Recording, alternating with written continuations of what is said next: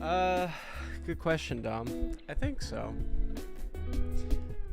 I've sort of been debating my general approach to making content these days. I want to turn on my own. I can't hear myself. I feel like I get the best content when I'm just like talking to people versus when I'm trying to like sit and there you go. When I'm trying to sit and come up with ideas. I feel like it just ends up taking up more of my mental battery. How am I? I'm good. Just been sort of busy mentally organizing different areas of my life these days and figuring out the direction. I'm definitely like January to March I did a 12-week spontaneous chats have always been the best. Yeah, dude. Yeah, they have. We're gonna see what feedback comes through. I hope some does. I know Dom could just post feedback all day, but I want to see if some other people come by. Yeah, I finished a coaching program January to March. So I'm hoping to utilize those skills in a songwriter setting and in a creative setting.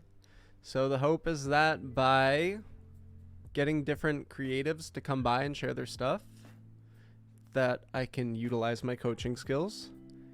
And then I can use that for content. And then I can hopefully bring in different people to start working with in a coaching practice. But that requires actually just doing the stuff. So that's what we're here for. So yeah, man, it's good. I feel like clarity is coming along in different directions. And actually, what I was sort of kind of doing was I purchased some frames. So that way I can actually put my diplomas in here. So that way I can put them on the wall and people can be like, ooh, what are those fancy things? Getting over sickness, but been practicing heaps. That's good. You working on anything interesting? You're always working on something interesting. Doing more collabs. Are you finding the career side of things is coming along? Are you trying to make the career side of things come along? What's the general plan these days, Dom? In the Aussie land. How does this thing work? Am I supposed to lift it up and over? It feels like, yeah, I am. Okay. If I go 1 and 2. Okay. Wanted to work in film and games, but not looking good. Dude, you think AI is going to dry up the market? I don't know if necessarily. Wait, where's my chat box? And why is it not working?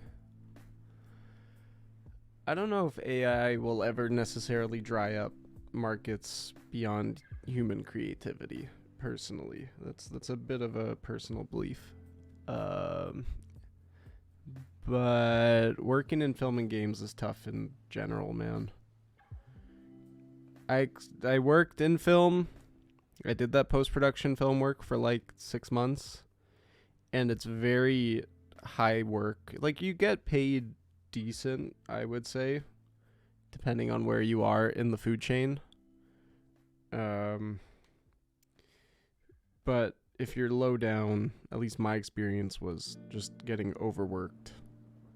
Like, I was making $5,000 a month, so like it was nice money, but like I went home exhausted and I just did not feel good about myself or my life. Cool. That came out nicely. You need some highlights? Yeah, man, I do. But Dom, I wish you good luck with it. I hope you find something that aligns well with you. It's definitely, I don't know, I don't necessarily think that musical careers are a feasible thing to rely on. I think that there's ways to make money out of music, like workshops and other things that sort of benefit a musical community. But just making money, I mean, streaming is impossible to make money off of. It's basically a waste of time unless you don't know how many streams. But consistency, dedication. Consistency and dedication to any craft can take you somewhere. But you still gotta get a little creative. You gotta stand out from the crowd, you know? AI's scary at the moment. Digital artists are losing careers in a way. Yeah, you know what? I think it's going to be like that for a bit. But I think eventually AI is going to reach like a limit of what it's capable of doing. And then all the content out there is going to start looking AI generated. And then humans are going to become more valuable again. I just think that's sort of the natural roller coaster of things, right? We sort of hype something up until it becomes everywhere. Everybody hops on the train, hops on the fad. Then eventually it becomes dull. You look at what happened with MP3. And then eventually we go back to the old thing, vinyl. So, yeah, AI is around, but it'll never replace human ingenuity. When do I see it slowing down? I mean, I can't necessarily call myself a fortune teller, but I'd imagine we'll probably see the boom in the next 2-3 years, and then after that it's just gonna start going down again. Like even AI generated YouTube channels and stuff. Like I was watching a video the other day about how the value of connection and authenticity is just becoming so much more, just because we've lost that since COVID in a lot of ways, and people are longing for that sense of connection because we are very communal beings. But yeah, I don't know. I don't really think AI is going to be as detrimental to the world and society as, for as long at least, as some people think. But it's a personal opinion, personal belief. Who knows? Also, Dom on disability, just hanging out. That's fun. Vinyl records making a comeback again. I don't know if I remember them coming back like when I was in university as well. That's when I started my vinyl collection. But it's crazy. You get a new vinyl nowadays, it's like $60 for an album. It's nuts. That's way too much money. I mean, I get it. Like, the artist has to make money off of something, but dude, $60 for a vinyl record? That's a little nutty. I just see it getting better and better extremely quickly. Don't see it getting worse ever. It's the technology. Vinyl is a rip-off, yeah. I think there's like a cool element to having an analog something to listen to, but the fact that you're spending 80 to 100 something bucks on vinyl, it's silly. Just like, I don't know. Analog nuts will call me whatever they want, but as somebody who has a pretty decent vinyl collection, just because it's old doesn't necessarily make it worth $80 or an older technology. Yeah, for rare vinyls, dude, I've seen Court of the Crimson King go in for like $200 at one record store. And I'm sure there's more. Although, like, finding a nice, good vinyl find, like, I remember when I found Low by David Bowie for the first time, like, that was a good feeling. But yeah, aside from that, I don't know. It's just not worth me putting my money into it anymore. For now. I say that for now. We'll see. Cool Keith? What's Cool Keith?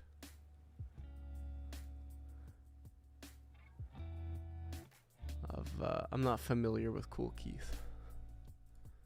Where is the technology? I mean, yeah, okay, look, I think AI is going to get better and better, but I just don't think that all AI is doing is copying what humans have already done and just making it into something else. AI is not creative in and of itself.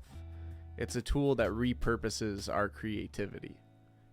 So human ingenuity always has a space. We are the creative beings, and then AI just copies us. So long as you're staying like unique to yourself and creative in your own right of creativity, then AI won't be able to replace you. I mean, look, people will always want to cut corners, and they're going to find ways to spend less money and just do whatever they want on AI, and that's fine. But eventually you're going to start looking the same as everybody else, and you're going to have to find people who can actually give you a unique product. That's it's the same with what happened with trap music, right? It started off unique, and then everybody fell for it, and now everywhere you go, it's just all the trap artists just sound the same. It's just so much trap music, trap and rap, and just like crappy hip-hop of people rapping materialistic ciphers over top of basic beats that were probably somewhat AI generated. People who are using chord progressions that are made by Unison Audio, who actually went to school for a bit with the guy who runs that company. Shout out Sep. Yeah, but it just loses the human value and the human emotion. There's nothing like when you sit down and like actually write. That's our power, and we need to own that. This is during lockdown. No, I don't know if I'd necessarily say crypto's gone. I think it's gonna make a comeback. I think crypto is now just permeated into the mass collective consciousness, and now we're just waiting for basically the dollar to dip, and then they're gonna replace everything with crypto. I am almost certain that that's the agenda. Also, because I heard it now it's like in TV as well. It's like, we're gonna transfer you crypto. It's just like, okay, so crypto's the thing that they're writing into scripts, which means that it's now a part of media and the collective consciousness, which means that they've implanted it into us, which means that they're going to normalize it. It's already normalized, which means eventually they'll create it as the major form of currency. That's how it works. But yeah, no, I don't think it's not about technology going backwards. It's just about the fact that humans will always be more creative than technology. Cool Keith did a lot of work with MF Doom. Didn't know that. Came up together. Rip MF, yeah, man. Rip to all the goats. Everyone copies everyone else in music anyway. That's true. I mean, look, you copy until eventually you become your own unique, authentic expression of everything that you copy. I think that's the nature of creativity. But eventually what happens, what's the saying? You are your influences until your influences become you. I think that's right. It's just we are naturally, even our behaviors, we copy others' behaviors around us until eventually we find the ones that sort of suit what we call our personality, and then that becomes who we are. But the true expressive and the true creative is the person who can properly analyze the behaviors and decide for themselves what suits their creative expression. That's the same with art. It's about finding what feels right to you, no matter what we're influenced by. I think that makes sense. Damn, I feel better that I'm still listening to early 2000s music. I mean, I'd argue that the further back you go, the more authentic the music generally was. Not to say, like, look, I don't know, I'm not doing big deep dives into music these days. There's still great stuff. Like, I think Oliver Anthony represents a more authentic uprising of music in the sort of, I don't know, the westernized world.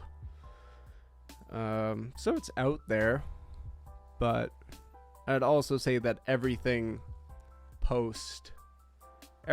after the Beatles and onwards was basically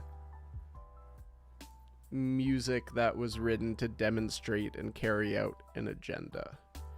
And slowly but surely what became mainstream became more self-deprecating, more toxic, more about the destruction of man rather than the growth of our creative potential and our capacity to give to one another. And now we're in a state where music is just like all, and even business and life in general, is just all materialism. It's all about what we can get rather than what we can give. But I think, I don't know, real music is about, at its core and foundation, what we can give. What can we give to others through our music? What experience can we provide? What release can we give to others through the release that we also provide for ourselves? Giving is very natural to us. It's what business is. It's what life is. Yeah, I don't know. Bit of a tangent. Anyways, I've noticed America is kind of king of creating a new genre if they can't fit into one that exists. A lot of new genres born every week. That's interesting. I also just think America thinks that they're the center of the world and everything revolves around them. And generally speaking, when you're existing in the global mediascape, somehow America finds a way to influence what becomes mainstream. So it's also like in the modern music scape of how many people are making music, the chances of coming up with a new genre are, you know, pretty high.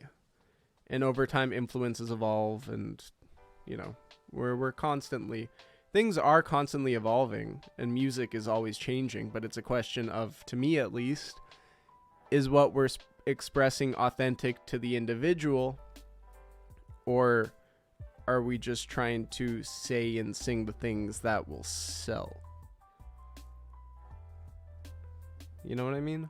Like, a lot of music ends up just being a product rather than an honest expression of feelings. Even this whole like Drake Kendrick beef doesn't contribute to anything. You got two grown men spitting poetry at one another. Just interesting, I guess. Bitcoin just went up again, so I doubt crypto's going anywhere. Music is currently going through a phase of self-dilution. I don't really know if it's for the best or not. I'd argue that it's always for the best, but that's just me being a hopeless optimist. I do think that there is some sort of cultural musical revolution coming in the future. I think that we are reaching a tipping point where people are getting tired of hearing the same old thing over and over. You sort of, I mean, I don't necessarily know if he's the best example, but Rick Beato does his like top 10 reviews, and in the most recent one he was just like, this pretty much all this is just like boring, non-expressive. I think Benson Boone's got a pretty good voice, and I think he's kind of cool in what he does. You know, I think there's decent stuff still happening, but yeah, for the most part, access to creative tools has made an overpopulated state of music production. And in that, it's a lot of bedroom producers who are... The problem is not that we have so many bedroom producers, it's that we have so many people who are just making music to try and get famous. There's no truth or authenticity or sort of growth mindset or even like a desire to actually connect with people, because all they're thinking about is the end result. And with a preconditioning towards immediate gratification through almost every area of the culture as well, people focus more on making something that is a product that can sell that as a result, rather than actually slowing down to be in the process and be in the music. And what ends up being popular is the stuff that's made by people who are good at being in the process. The people who are good at slowing things down and actually creating from a space of presence and like feeling what they're feeling, that always ends up connecting more than the stuff that's just media bait or clickbait, or, you know, occasionally one of those gets through, and that's the nature of the modern media world and a world where attention and these sorts of things are king, is that every once in a while yeah, you're always going to have something that slips through and somebody's content just gets viral and big for no reason. But does it create an actual lasting connection? Okay, I can't say necessarily not viral for no reason. There's a reason behind it because there's still something to it. But how often do you see somebody get viral and that's it? They get their sort of 30 seconds of fame and then it just fades away and the connection is no longer there. People forget about them later on, and it's like, it's actually more of a curse than a blessing, because then they spend their entire life trying to chase that feeling again rather than, I guess, just honoring it for the experience and then being able to learn and grow from it. Like, hitting that level of success so quickly, I'd argue, is a huge detriment to people. I'm very appreciative of the fact, as much as it's frustrated me at times, I'm appreciative of the fact that life has forced me to go slow. Because I honestly think if I reached any sort of success like 3 years ago, I wouldn't have known how to handle it. But now that I'm focused in a more grounded way on like building honest, authentic connections, and like I've grounded more of my own self in, it's like I can handle when a bit of success comes my way, and I can handle when it isn't coming my way as well, because I've become more rooted in the person that I am, and I think there's a lot of value in that. And it's still an everyday process, but we're figuring it out. Rainer the God, what's up? Sorry, I'm like, my goal is, if I get caught in chatting, not to look at the chat, because as soon as I do, I always just start talking about a bunch of different things, so I'm trying to stay focused. What % of modern popular music do you consider original? I mean, I think a lot of it that does get big is, generally speaking, original. I think originality still in and of itself is just a blend of past influences. So, you know, when the songs that get big, I would say it's because they are original and because it is something that people are desiring to hear. I just think nowadays there's a lot more that is unoriginal than there is original, but that's also, I think, at all points of music and creation and art. The people who end up being original are the ones who are willing to be bold, to be courageous, to step up, step out, and be authentically and honestly themselves. 99% of people are too scared to do that, and so what they end up making sounds the same as everybody else, because they're not willing to take the risk to sound different, because sounding different means getting criticized, and people would rather be liked than be loved. That was deep. I feel like people create new genres as a somewhat consolation prize mindset. I can't keep up with the rest, so I guess I'll just take second best and do this instead. Less than 10% of industry's original.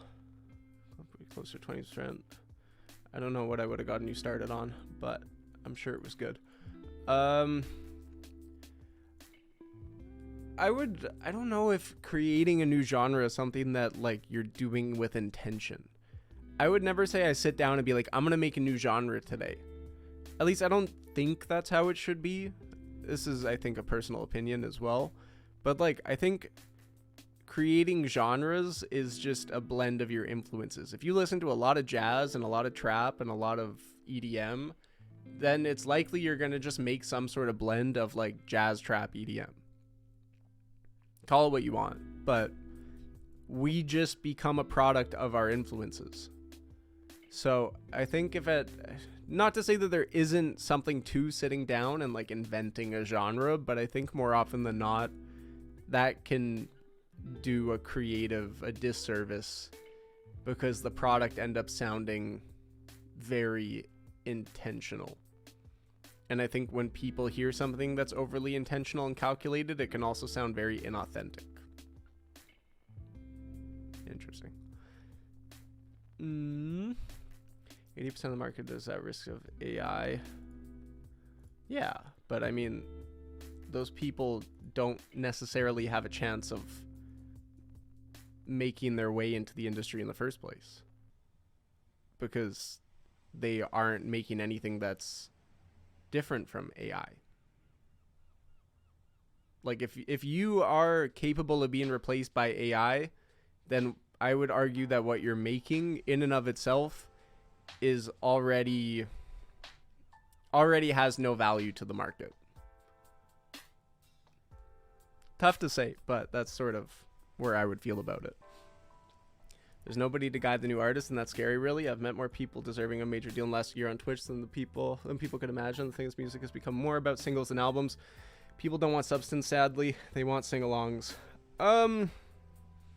Definitely agree. There's nobody to guide the new artists. I hope to sort of step into that spot in a way, because I have a background in coaching and audio engineering and music. I should really sit up properly and not look like a schlub. My goal in some ways through this channel has always been to find a way to support young and upcoming artists and actually find ways to help artists express themselves authentically. And the only way I can do that is by expressing myself authentically, and I've sort of had to learn that the hard way. But we're getting there, which is nice. And when it comes to like people wanting subs, they don't want substance, they want sing-alongs, I don't actually think that's a bad thing. It's another area of just like tailoring yourself to the market. If people want sing-alongs, you can make sing-alongs that have value and that have substance. But that comes down to the artist being willing to maybe sacrifice or create a compromise with what they want to make and what the people want to hear. I would agree that it's rather unfortunate that most people nowadays sort of lack substance in general. I think people are very surface level and face value. But, you know, that's just the nature of it. And I think a lot of maybe the detriment of most artists is that we want people to be different for us. But that's just not the way it goes. Like, you can't... I don't necessarily want to refer to people as sheep, but if the sheep want hay, stop trying to give them grass, you know? Give them what they want in a way that just like tastes better and that's more nourishing, you know? Grow better hay. And the ones who like the better hay will have the better hay, and the ones who want to stick to the old hay will just have the old hay. And let them eat it. That's fine. I don't think sheep eat hay. I think they do eat grass. But the point being, you know, people don't like change. But if you give them something that's like just enough of a change without being too scary or too out of the comfort zone, it's like you're sort of slowly guiding people. And that's what we want to do, right? Is we want to provide alternatives that aren't necessarily out of range or like too out of the boundaries or out of the comfort zone of what people would traditionally want. We just want to give them enough of it. I don't know, I'm losing train of thought. Now I'm thinking about the chat. Feedback. Yeah, I don't know why it's not. Thanks, Dom. Why it's not doing that. Also, I don't really mind if people just post their songs in the chat at the moment. Because I'm... I don't know. The Discord just ends up getting swarmed with people, and then nothing ends up happening in the Discord. And I'd rather just people share their stuff here. But whatever, we'll see. Great luck and success recently, but I've been making music for 12 years. Congratulations, you're right. Taking time is better for sure than to get luck immediately. Yeah, send 2 beats that I made. Maybe you have some feedback on it. Cool, thank you. Thank you, Rainer. I'll get to it. We break it down to chords and ideas. A lot of the concepts are being recycled, but it's done in an original way. A lot of people on Twitch do it. Worked on a lot of industry stuff. A lot of the music is the same. Producers and loops makers are recycling sounds a lot. Yeah, totally. I set up a management company for artist producers. I have opportunities now and experience, so I think I just generally want the best for dope musicians. Very cool. Congratulations. Glad to hear that there's other people supporting the world as well here. I know I needed guidance on my come up, and it wasn't so readily available when I came up. A queue. Yeah, queue's still open. Welcome back. I never upload to platforms, really. Can I send MP3s? Sure, man. Why not? Okay, we're caught up to the chat. That's good. I've done enough rambling. I think I spieled my way through all that, but nice to see everybody here. Nice to be back into a stream as well. Beautiful. Nice to see you again, dude. Yeah, you too, man. It's It's been a trip. It's been a journey. I feel like every time I try and make YouTube videos, something sort of comes of it, which is good. But I feel like I get the most value out of just being present with people. It's really nice to just like have conversations and talk about things. And that I find is where the most genuine connection comes up. And these days, I just finished a coaching program in March. So my goal is really to find unique ways to use my background now in coaching and help artists become more fully self-expressed. And what better way to even push my self-expression by, putting myself in front of people and putting myself up for judgment as well. If you notice, it's kind of interesting for me. I'm just going to speak to an experience I'm having here. Like, streaming is a little anxiety inducing. And I see that number in the corner and I see it says 7 viewers. And it's like, excuse me, a part of me like will freeze up occasionally or overthink. That is my biggest thing, is trying to just stay grounded and present I can do it when I'm like DJing and emceeing for people because I can see people's faces. And it's like I'm in the room and I can gauge the reactions. But when I'm just on stream, it's like it's all in my head. So I kind of just have to stay grounded. Yeah, you could take clips from this for YouTube. Yep, that's the plan. I think YouTube, Instagram. I feel like people like in a coaching environment, like I want people to get a better sense of me. And I feel like that's that comes through better in streaming when I'm talking to people, because that creates a better sense of safety and comfort than when I'm just, hi, this is Aiden. Welcome to Studio Raphael. They're just like, who the heck is this guy? Get him out of my face. Bro, you should A&R for me. I don't know how to do that. If you tell me how to do it, I could be interested. I need work. I need money. Bro, this is my... Look, there's no shame in working out of your parents' spare bedroom for a little while, but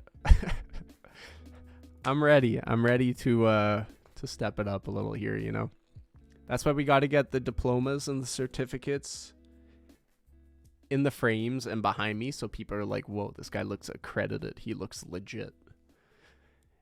And then we build, You should be thankful you can't see mine. Cute. So long as you're wearing underwear.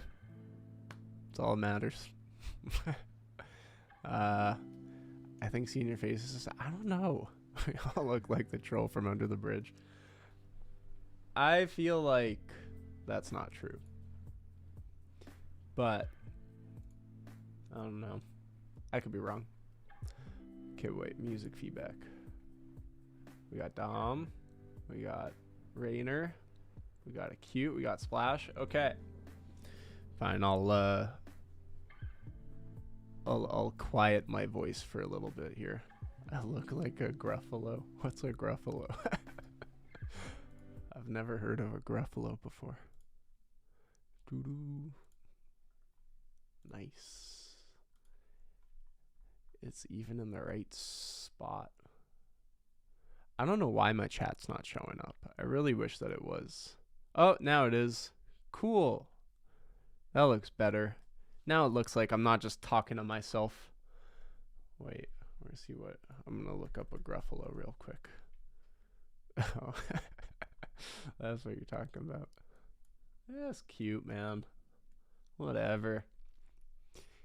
Here at Studio Raphael, we respect people of all backgrounds and sizes and teeth shapes. So long as you keep up with your daily hygiene, it's all that matters. I don't think I ever heard this one. Seems most relevant for my singer-songwriter album. Cool. Probably fit in with Klingons, to be honest. My forehead's a deadly weapon. That's funny. Not keeping up with my daily hygiene. It's worth it, man. It makes you feel better. It really does.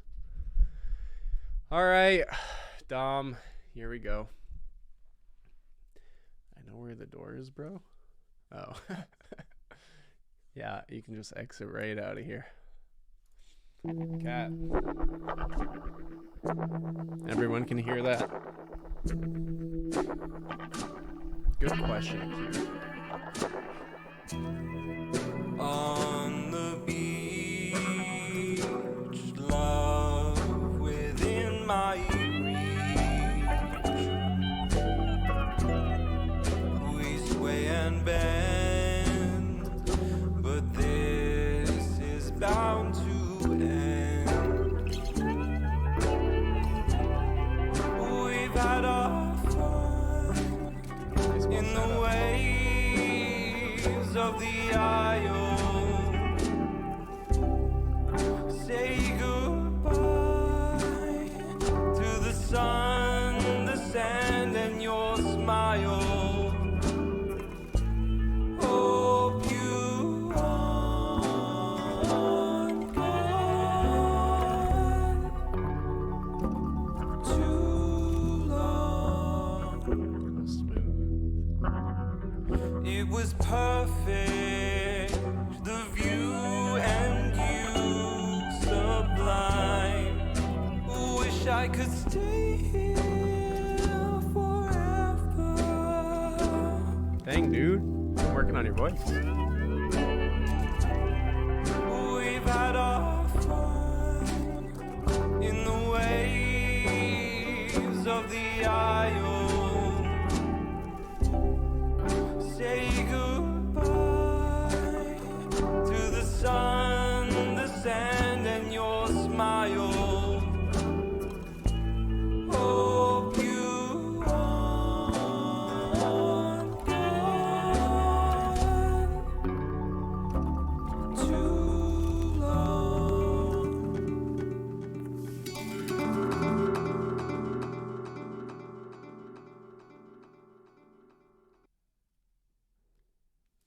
I mean, I don't have much feedback for that, man.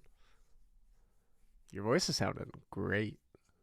Found a better way to record and mix it. That's a very pretty tune. Got the stank face. Let's go. Like, the mixing is super cool.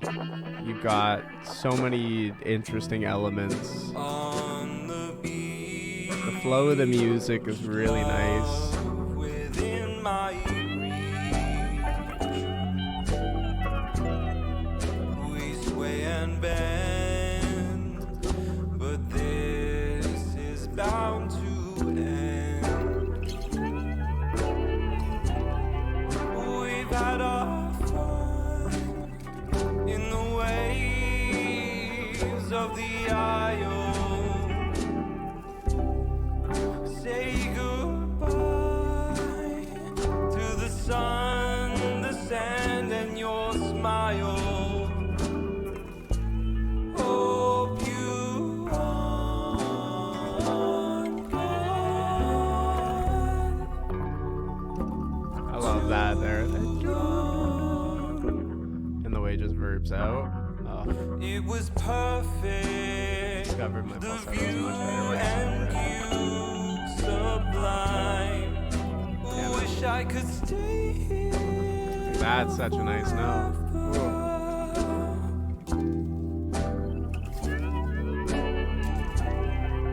We've had our fun in the waves of the Isle. Like, you mixed in the vocals super nicely. Say goodbye. I like that your voice The sand and your smile. is super present. Influenced by Hawaiian music. I can hear that and the sort of bendy.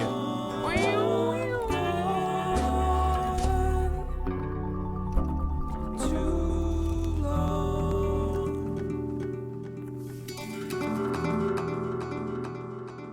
You've done a really good job of capturing the mix of each element. I kind of wish you would just let it fade out at the end there, and like that I could get the whole verb out. But like, that's just a really pretty tune. Slide guitar, brush drums, chord styles, yodels, lyrics. Yeah. Yeah, man. No, it sounds great. Um, if I, it's not even like being. This isn't a criticism or a thing. It's just more so something that I thought of. I watched a video recently. Can I drag that over? I don't know if you've heard of slant rhymes, but I liked their video. I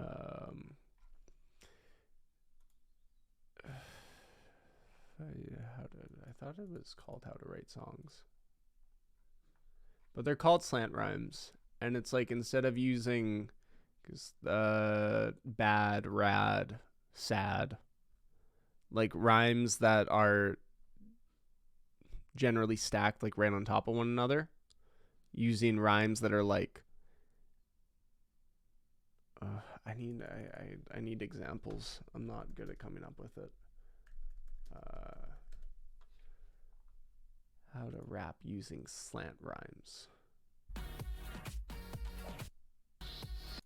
You guys how to do slant rhymes. Yeah. With perfect rhymes. Yeah. So perfect rhymes are that, hat, chat, bat, that kind of thing. I'm going to assume that almost and then the matchup. For my example, here I've got lover, brother, jumper, and thunder. If you look at any of those words individually, they don't actually rhyme. They're not. Yeah.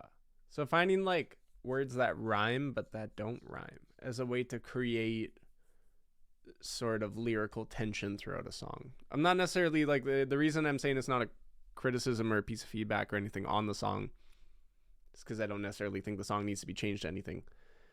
It just made me think of that while I was listening. So, yeah. That's what I was thinking. Close that. Much love, Raph. Thanks so much, bro. Nah, man. Much love to you. Every time, dude, Dom, you're like, I feel like you've been here since the start, my man. And Pojo and a couple others who I haven't seen in a while. Much love to those guys too. But yeah, always so good. Seriously, every time you bring something through to a stream, I'm in. It's a great listen. Yeah, dude. Kind of haven't released on my main in like 2 months. I only post if I'm releasing something. Been following nearly 2 years. Yeah, dude. You've been here for a long time. But you should come up with some sort of, I don't know. It depends on, look, you don't have to. I'd be curious to know more about your musician strategy, so to speak, and what your goals are. As a songwriter, I think what ends up happening, and I just want to put this out there. Wait, that's the thing. This is a conversation I was having yesterday with someone I'm working with on some songwriting work. And I think what ends up happening is because of the way modernity has projected a career music onto us. It's like we assume that success in music means that you have to be huge. You have to be, touring and all these things, which I think ends up preventing people from actually just like sharing what they're working on and making music for the sake of connecting and creating. I think there's a lot more depth to a life in music than just a touring artist. And I'm curious to explore more of that, but I just wanted to put that out there because I don't necessarily like how when we correlate the idea of a career in music with something, it generally ends up being the idea of a big touring artist. I just don't necessarily think that has to be the case. So, yeah. Ralph. I'm not Ralph. You're an OG of Twitch feedback. I like to hear that. That's cool. And I was building it up pretty good back in the day, but that was like 6 hours a day of streaming, and that was exhausting. And also, in all honesty, I was smoking a bit too much ganja at the time, which I am currently 171 days off of. We're just taking another 24. That's the plan. Raphael. I mean, hey, if you want it, man, I'm not judging. I don't know my strategy. Just try and find new sounds and styles I like. Yeah, I get that, but it's like, I don't know. it's like that interesting dichotomy of like all of us want to see you successful in your career, but then it's like you are just chill doing what you want to do. And it's like it's almost selfish of us to want to see you be successful if you don't necessarily, if you have your own definition of success as well. We can't push our definition of success onto you. But it's like we want to hear your music. We want to see what you're up to. And it's all about like maybe something that would be worth exploring in a stream sometime is talking about like artist branding and like how to create your brand and your style and your aesthetic and all these things. Because it's like, who is Dom behind the scenes? Like, what can I learn from you? I want to know what I can learn from Dom, the producer, the songwriter. Like, there's so much value that we have to give one another. And that value is what ends up creating, I don't know, mutual exchanges of value. Music doesn't have to be streaming. It doesn't have to be all these things. It's like, how can we get creative with what a career in music is, or a career in the creative arts in general, and find ways to help people make a living off of what they love doing. Finding more of that. We've all got so much uniqueness. How do we express all that, you know? Excuse me. Understand what you want and how to achieve it is important. People always forget the business is just as important. Yeah. Business is a big part of the modern world. I had to learn that the hard way as well. I'm still learning that. Oh, man. My goal was an album a month, and I did that for nearly 2 years, which is, like, fantastic. And the fact that you have the capacity to do that is amazing. But it's like, how do we turn that into a story? How do we turn that into, you know, how do you document the journey of that to show songwriters more about your process, which then also inspires other songwriters in their process? Like, you did a lot of work. 2 years of albums is a lot of work. 24 albums. That's nuts. So yeah, translating that into like, and it's interesting when you say big splash, when you say something like wish that you had won, because at the same time, I think everybody, I want to give Dom the sort of respect of having his own definition of what winning is, because, you know, to everyone, winning means something different. To Dom, winning might be, yeah, see, exactly. So that's where it's the it's defining the goals and defining what the individual's desires are. Like, of course, for people like us, you and me, Splash, it seems like both of us, to us, success and winning is being supported by our music, and, or at the very least, by a creative pursuit in that sort of sense. And from there, yeah, living off of what we're creating. I don't know. I'm just trying to. It's so easy to throw definitions at people and tell everybody how to live their lives, and based off of what we think is right, have other people find what they. Yeah, you know what I'm trying to say. So my question comes down to, Dom, if you're interested in answering it, like, what is the goal? What's the dream? That's sort of like the big thing, right? It's like, what is the dream in making the music?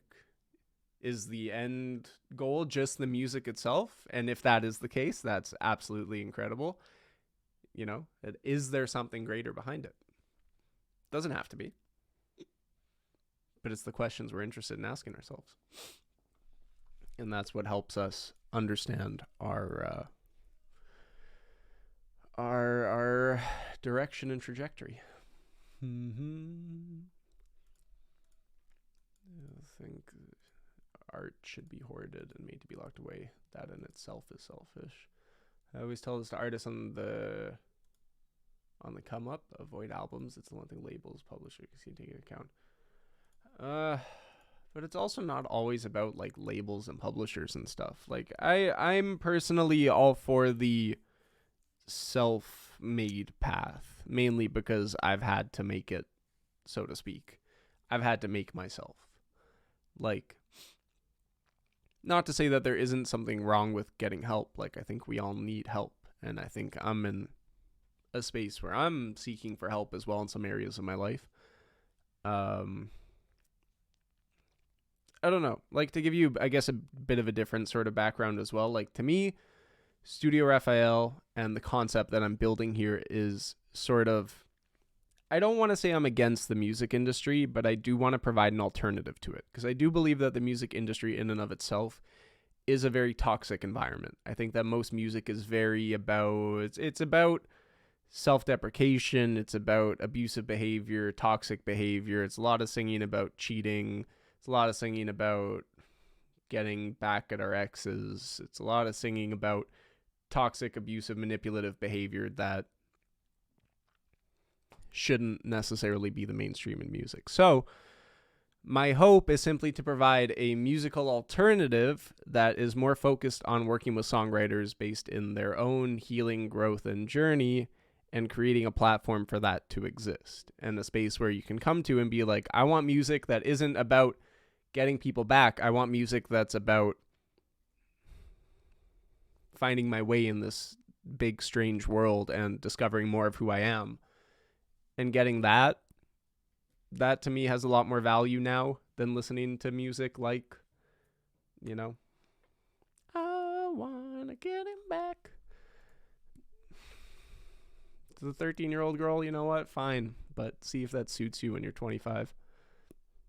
Promise you won't. Zero interest in streaming. But when you do sit down in front of them,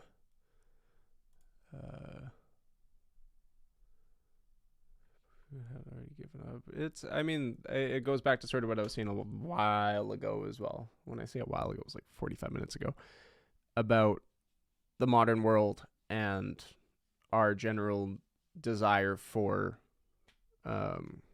immediate gratification. I just think people expect that they're going to get on Twitch, everything's going to happen overnight, and then that's it. But it really is that sort of willingness. You need something greater than you. You need something greater than you that continues to inspire you. Otherwise, it's so easy to fall off. Like, I keep coming back to streaming because there's something greater than me that continues to inspire me to come back to streaming. But every once in a while, I still lose it. It's still hard. It's a hard journey, but that's part of the process, you know. It's how we learn. And I promise I'll go back to listening to music as well. Everyone who's here deserves to listen.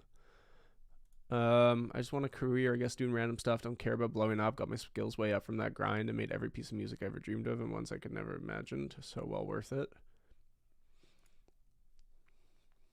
It's kind of like exploring that piece of what is a career doing random stuff. And I agree, it's not about blowing up. It's not about being the biggest artist in the world. And I think way too many people put a focus on that. But what is the sort of value? What is the intrinsic value in doing random stuff? Or how can you monetize Dom, the guy who does random stuff? There's a space for that. There's absolutely a space for that. But then it comes down to really like defining the product. And unfortunately, or fortunately, in the artistic world, we are the product, and we got to be able to define our product. And if people can come to your page and see like, whoa, this dude is doing a whole bunch of crazy random stuff, but I love the random stuff he does, and I want to support the random stuff he does because I want to see more of it, then that's a product. And that's a great product.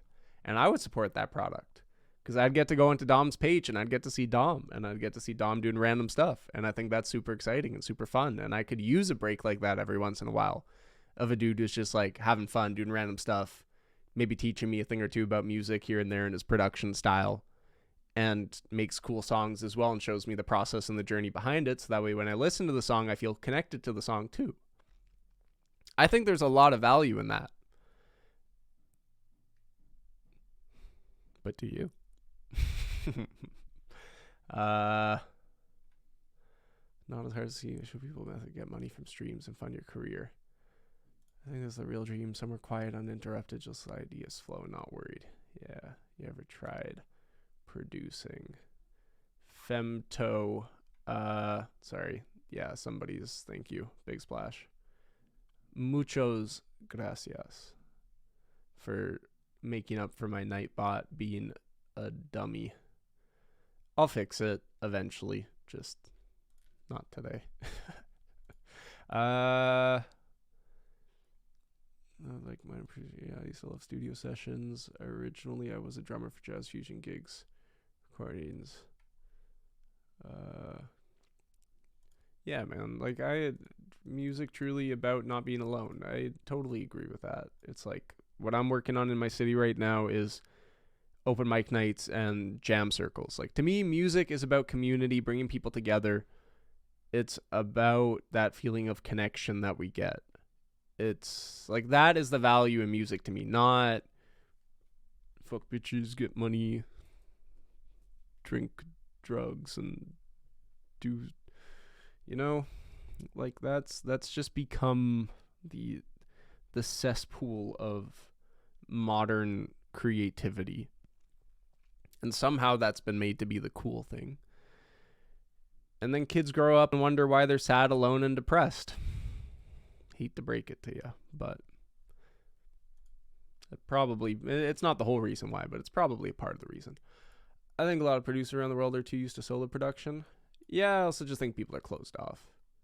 People are very flaky as well. That's like trying to collaborate nowadays. And I mean, look, I will say I'm guilty of it as well. There's something about the connection with people as well. It's really hard. Connections require work. Maintaining a relationship and a friendship is hard work. And if you're not willing to put in the same sort of effort as the other person, then it's just not going to work out.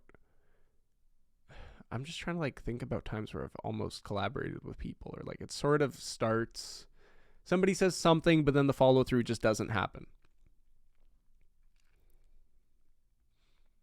Yeah, I don't know. Only really turn to solo music when all the stuff slowed down. Much different kind of feeling, and I find I love it just as much. Working solo, we never even get a chance to sit in a session and work with others. I think working with others is one of the most valuable things we can do. I think being around people who can support your art and creativity and give you ideas, it not only helps you feel less alone and more connected, it makes you a more stronger and resilient artist. And I think there's a lot of sort of what we put all our eggs into one basket. I've done that many times where it's like I will put everything into one song, and if that one song doesn't work out, then I will feel like a failure. And I think being around people who support you and help you grow and encourage you, it keeps you from putting everything into one song, and it sort of puts you into the mindset of art and creativity being a process and enjoying the process rather than sort of constantly getting stopped up at, so to speak, an end of a road. I think that makes sense. Don't mean random stuff in terms of a random genre song, like random as in work on this film mix for this guy, teach guitar over here, There's a brand in that. I mean, I'd be happy to explore it with you in another way, in a more one-on-one way as well. Work on this film mix for this guy, teach guitar over here. Yeah, I think there's absolutely a value in that, but then what needs to be behind that, what you're talking about is a personal brand. You're talking about being Dom, the mixer, the guitarist, the artist. And I think we're very similar in that sense, which is probably why you've stuck around for as long as you have, because I do think we have a similar interest in regards to this area of creativity in life. Because I want to do a lot of the same. I want to be working on a film and mixing for music and making music there and running workshops here. I love doing as much as I can because I get very bored staying stagnant and being in one thing for too long. But that comes from people knowing who I am, liking who I am, respecting who I am, and seeing the value in what I have to bring to the table, so that way I can engage in all these sorts of different things. That does come with building value over time, but I do think that, at the core of what you're discussing or sharing here is personal brand. And the way that happens is by finding different ways to help people get to know you. And that's about, like it or not, getting out of your shell a little bit and getting a little uncomfortable and being around people. And I mean, look, I don't know if you're actually doing that already, Dom, but the point being, yeah, brand ends up being about how people feel every time they think about you. Brand is a feeling. And if people think about you and always get a good feeling about you and can know your story and know who you are and have this sort of great backstory of your being, then yeah, you got a personal brand. Keep going.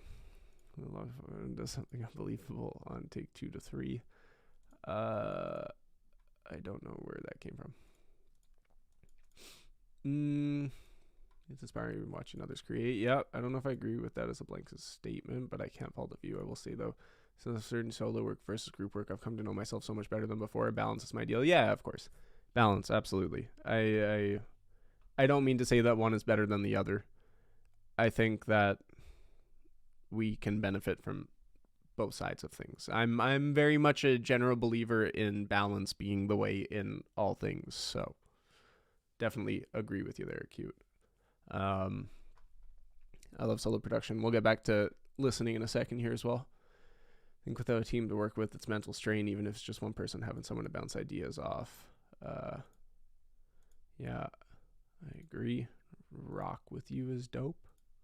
Also, having people who can tell you that it's not it or, yo, that's whack is crucial sometimes. Yeah, I agree with that. Studio session.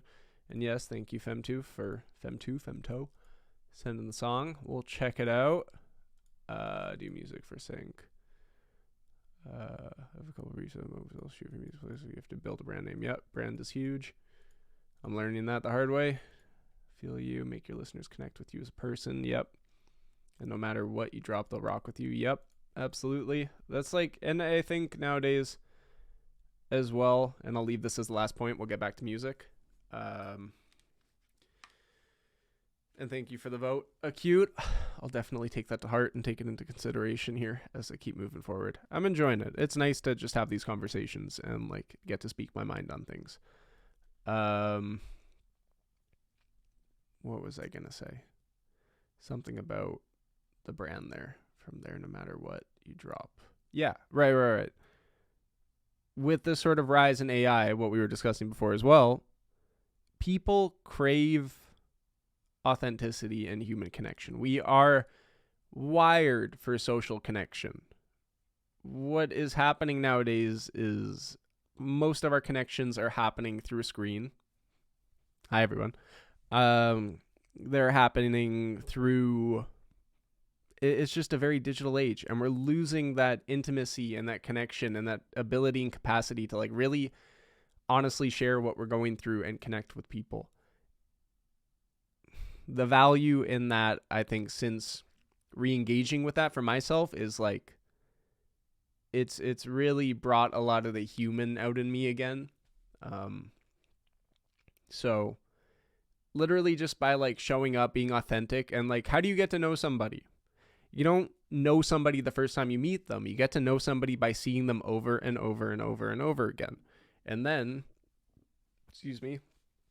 like I've been working with my boss in the entertainment stuff for like a year and a half.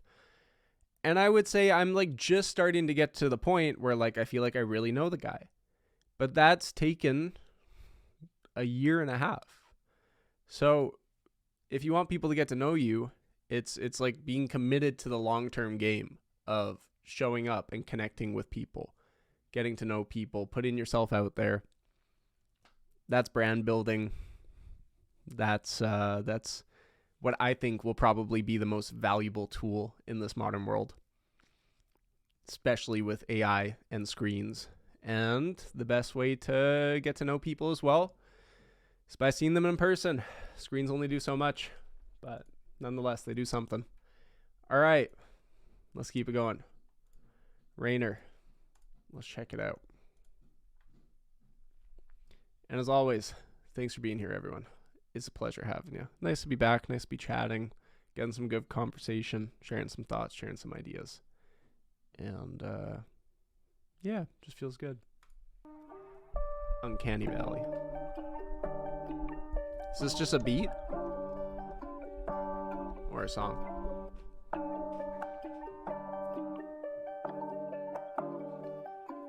Beat. Cool.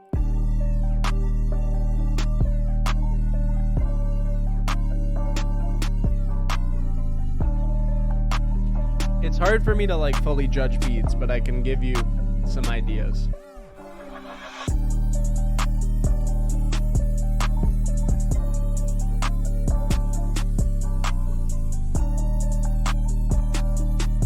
What I'm hearing so far is that the mix feels a little static. I feel like the mix could use a little more movement. Even like finding a way to pan the synth around. And I've heard those. I feel like I've heard the snare clap combo a lot before. Melody is louder than drums, I believe. Is it? It's hard for me to judge elements of a beat without also having a vocal line in there. Because you can't really know what needs to go until somebody adds in volume or adds in lyrics. Like, I can tell you from a basic perspective that I think the bass should be a little more thumpy. Or just like more bold.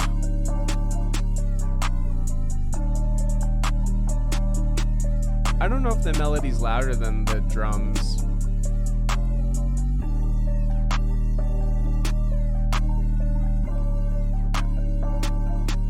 I just feel like I've heard something like it before. Technically the 808 kick should be the loudest thing. Yeah, I can get that. Playing right now in a perfect mix. Like a perfect room. These aren't my usual headphones. Mine are in for repair, so I don't really trust what I'm hearing in some ways. So, of course, here for other people's feedback. Lower your melody a little bit. Cool. Good feedback.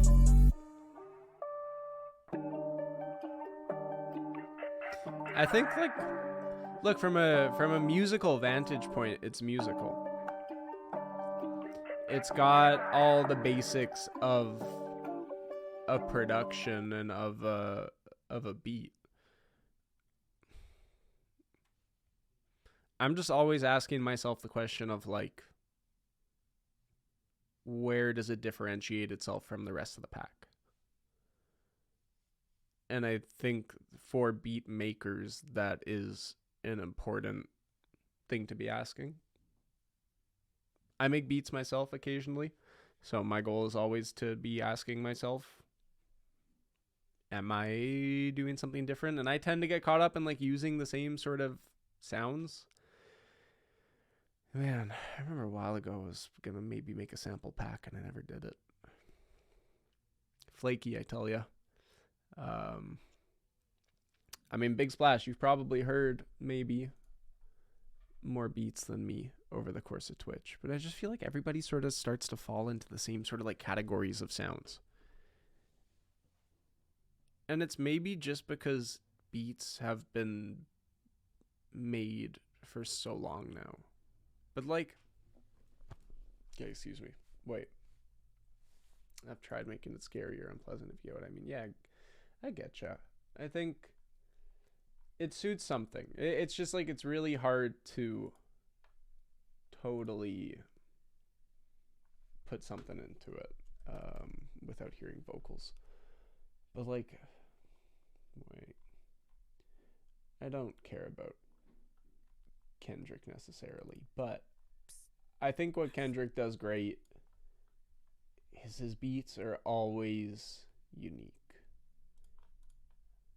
Like, I'm not listening to this. I'll probably get Twitch DMCA'd by that, so I will stop. But there's always like, I think what the most interesting beats are the ones that use elements that you're not expecting to hear. I think maybe that's the best way to put it. I don't like the beat. Yeah, look, I don't necessarily think it's the greatest, but I think that what I just said probably defined it the best. It's that you're hearing things that you're not expecting to hear. I'm expecting to hear a certain snare sound. I'm expecting to hear a certain clap. I'm expecting to hear an 808 and a kick. And if I hear all those things, then I'm not necessarily going to be interested in hearing it again because I've heard it before. So if you can put elements into your beats that I'm not expecting to hear, then that gives me something to want to re-listen to. I think that's probably the best advice or idea I can give to any beat maker. Because here, we'll check out this one as well. Oops, not Zoom.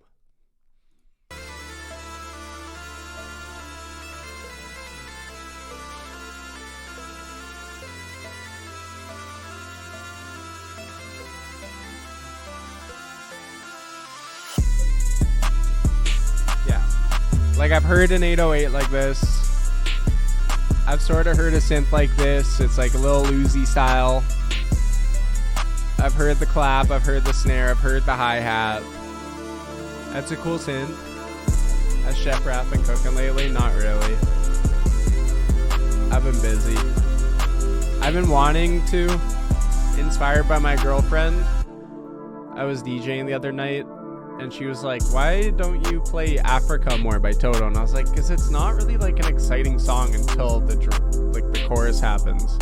She's like, you should make a remix. And I was like, I should make a remix. I've never really made remixes, but I'm kind of interested to make an Africa remix. Or my own shows. Maybe we'll do that someday. But yeah, I just feel like, I mean, also what might help is like mixing, having a little more compression EQ on the clap and on the snare and stuff. I could chop it up live. Oh, like that. I think you would need a basic production of it already. At least I'm not that good at it, so. No, it's all pre-made sets. I mean, if I were to beat match it over top of like a drum track, but I've only got a 2-deck mixer, so I'm not trying to do too much. I don't pre-make my sets now, dude. I'm a mitzvah DJ. There's no pre-making my sets. We're doing it on the fly. But yeah, like I think, Rainer, from a musical perspective, you've got the musical foundation and the musical talent there, and I think that is sort of the hardest thing to do to start with. And now what would really benefit you and any other producer in that sort of a stage is to draw unique elements from your environment and start to create a sound that is uniquely yours. Sometimes it's hard to do that because it can be such an overwhelming task. But if, let's say, in your next beat, you're like, I'm going to make my snare sound from scratch. Then you make your snare sound from scratch and everything else can be pre-made, whatever. But then you bounce that snare sound out. Now you've got your own snare sound. And then the next track, you're like, I'm going to make my hi-hat sound from scratch. And then you do that. And if you just continue to focus on making one element uniquely and challenging yourself and pushing yourself outside of your comfort zone, then slowly over time, you're building your talent, but you're also creating your own library. And then you've got a unique set of your own sounds that nobody is used to hearing. And you've created and crafted your own vibe. And that's what makes your production unique. And that's what, you want that thing where like people can listen to a beat. You can listen to a Metro Boomin beat and you can be like right away without even hearing the Metro Boomin tag, you know that it's his beat because that's his signature style. And it doesn't matter how many producers you hear, you can hear Metro and you can be like, that's Metro. And that's what I think any producer and creative wants, is my opinion at least, is that ability to have people hear your music and like immediately know that it's you. So, but yeah, like the foundation of music is there. And now it's just about expanding the expanding the repertoire or the sound catalog to go towards who is Rainer, and how can I hear a beat and be like, oh yeah, that's Rainer, without even thinking about it. Just be like, yo, that's him. And then it's like, yo, that's fire. But yeah, I hope that helps, man. Thanks for being here. Thanks for sharing. Keep at it. Honestly, my goal is to encourage people. Cute. Get out of here with that Illuminati shit. Thanks for the feedback. Thanks for your presence, bud. It's a pleasure. I hope it helps. Keep it coming. Let's keep building. Keep it growing. And I want to hear the next time you're sharing something that has a unique snare or a unique hi-hat. Something unique that I listen to it and I'm like, ooh, nice. And then we can keep building. How's that sound? That's the coach in me coming out. Praise to be three-sided shapes. No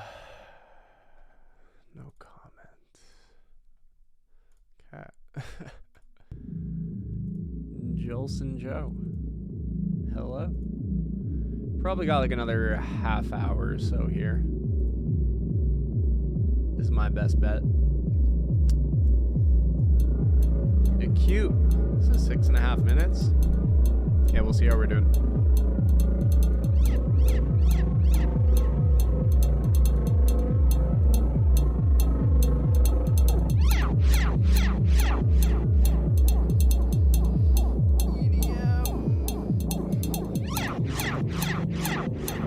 Very psychedelic.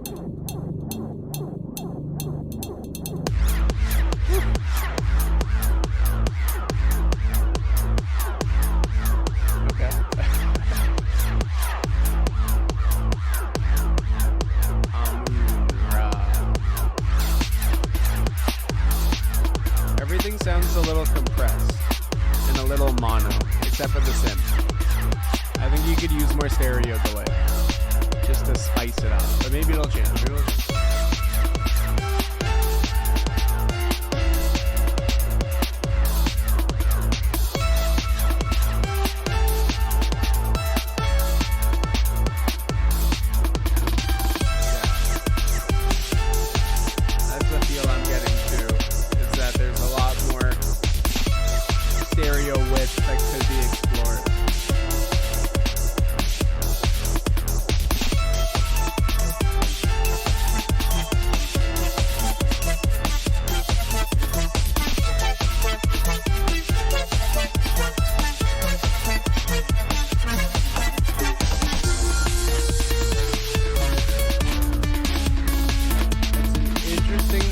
Idea that I feel kind of comes out of nowhere.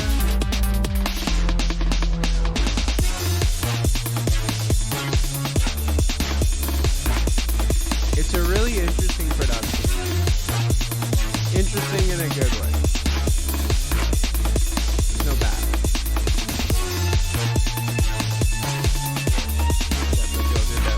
Yeah, I think so.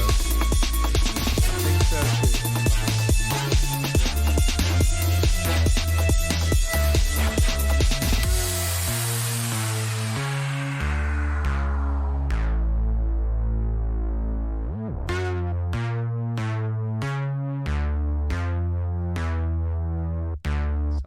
Needs a thicker sub. I can see that too. No, I think it could use a little more sub as well, just to really fill it out.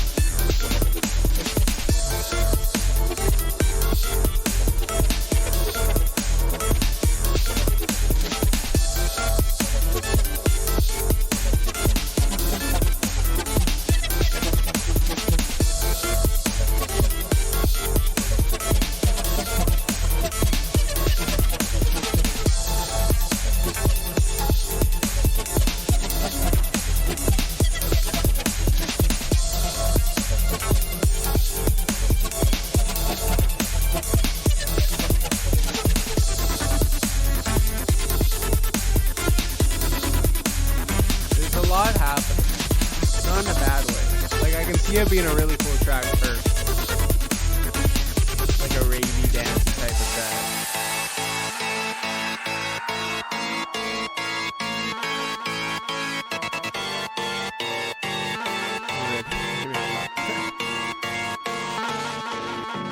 This part actually reminds me. Right now, it's cool. That part reminded me of Daft Punk a little. No, Justice.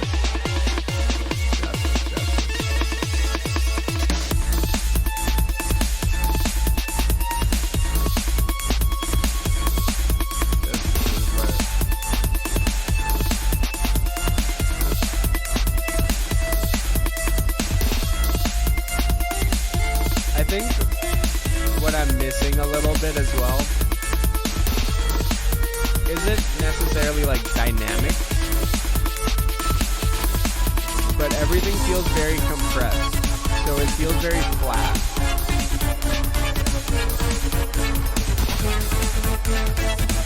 And it's, I mean, I want to give it a second around, but I've got some ideas. As a text.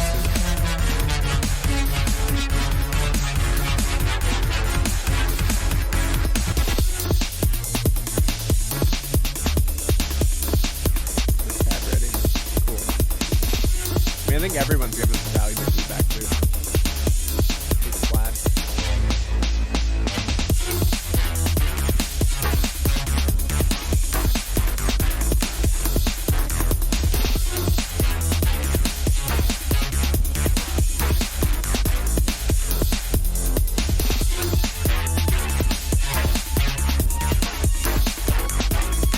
The drums are cool. The synth could use more power. That's like the lead. I think really picking an element of each section and highlighting that would help. Pull some highs off the snare.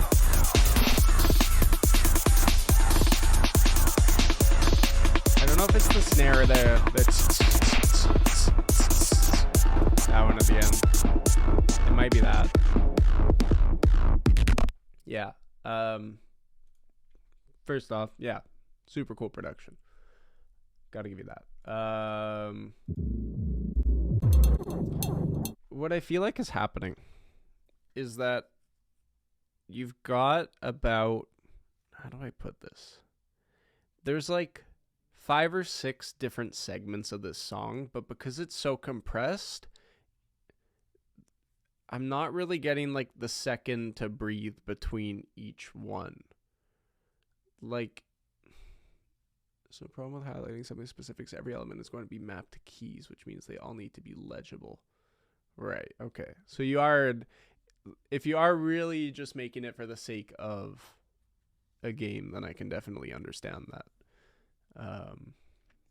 That there's a different process to making something like that. But I will just give you feedback from like a general production perspective, because I think it's worth it as well anyways. I don't know much about key mapping and what needs to happen for music in that sense, so I can't necessarily tailor my feedback to that, but I will just give you what I feel I heard, and you can sort of extract the value that you get from that. How does that sound? Yeah, what I was sort of saying was that it just feels like there's like sections. I got my eyes closed to help myself visualize this. There's sections of this song that are happening, but because it's so compressed, like I want to feel like a bit more of a roller coaster personally. I want it to like sort of rise and then give me a second to sort of fall and then bring me into the next section. But those dips are being diminished by the compression. So instead of getting a feeling of a dip into another section, I'm sort of just feeling like everything's being squished into one long tube of sound. And what would also help that, and I know you just said that maybe you can't do that, but if there is a way to highlight certain elements, like pick a lead line in each one, then I can really feel like this is section 1, this is section 2, this is section 3, 4, 5, etc. Then I'll start to feel like more of like the journey of the song rather than maybe just sort of like a straight line. I think that makes sense. More obvious dynamic switches between different sections. Yeah, I think that's probably a good way to put it. The dynamics are not currently dynamics. What are you saying? If that's the easiest way to say it, then yeah. Thank you for the paraphrase. Skyshot, is feedback still open? You can throw it in there. I've got a few more here. I've got like what? I'm going to hang out for another 20 minutes or so. And then, I don't know, go on with my day. But something like that. Thank you, Big Splash, for being a homie and helping a brother out. Checks out. That's something important to look at. Yeah, I think like overall the track itself, it's a 6-minute and 40-second track.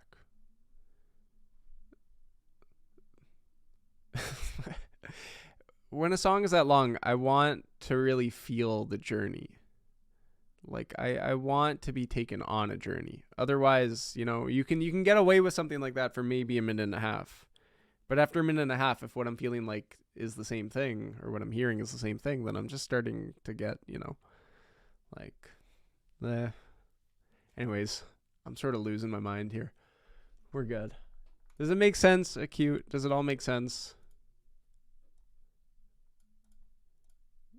You won't like the last one I sent. Like when I said, no, it doesn't mean I won't like it. I'm just like, why? How long is it? 5.5. No, it's fine. It's not about liking. It's just about making. A song can be 15 minutes long, 20 minutes long, and it can take you on a journey. And like, you watch a 3-hour film, but the 3-hour film is so good that it feels like you're only sitting for an hour and a half. So what is it about a 3-hour film that makes it feel like an hour and a half? Well, the shots are constantly changing. The shots are interesting. You're being engaged every second. Something's always visually shifting and always hooking your attention. And then time just flies by. So how do I listen to something that's 6 minutes and it feels like it was 3 minutes? You know, what's shifting? What's changing?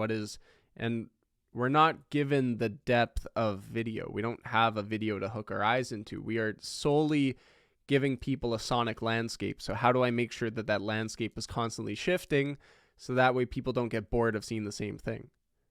Right? Does that make sense?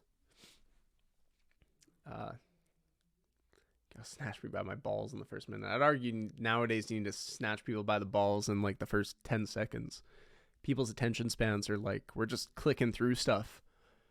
You need literally that first like moment to grab people and be like, just suck them in. It's just hard to do. I reckon I got you guys beat. One of my songs is super long. Dom just sitting there for an hour playing his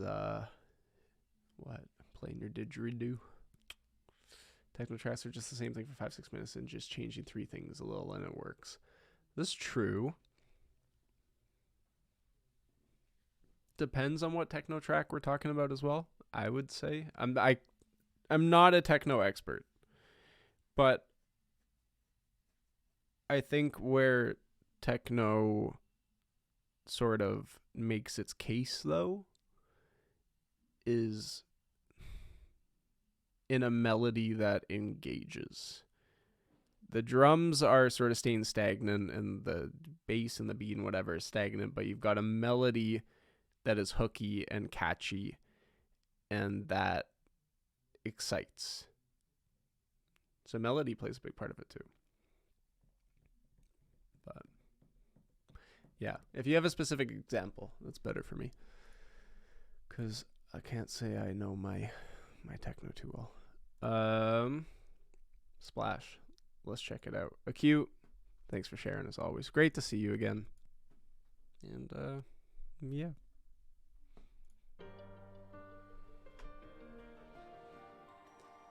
Some keys. Pretty keys. Oh baby.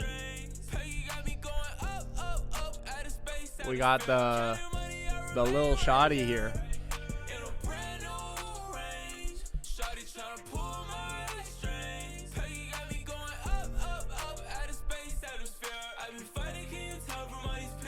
Is this you, Splash, or somebody you know? Pistols and tears, hollow tips everywhere. Yeah, there's blood everywhere. Smoke everywhere when I'm high, I don't care. Diamonds flooded on his paddy, put my wrist in the air. Changing. Bitches don't mean shit to me, I hate it. Blowing down a pair. They don't know shit about me. Someone you just signed from Twitch. Well, they've got a good voice, but how much of this story is actually true to them? That's my question. Sounds like they're falling into the same trap as what everybody else is doing.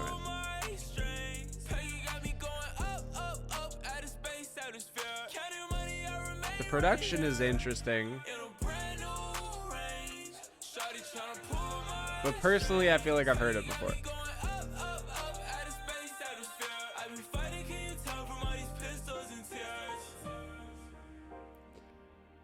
Pistols and tears aren't necessarily a unique concept to the music landscape. And I am getting a feeling of something that's a little more... Maybe I'm just a hater. But I don't know. It's a SoundCloudy minute and a half, 2-minute song. I know you'll never do me dirty like these other people. Red pupils, red beams, gun them down for fucking with you. Red eyes, woke up out the drugs. I need you in my system. I think the vocals would need to be louder, but I don't know, man.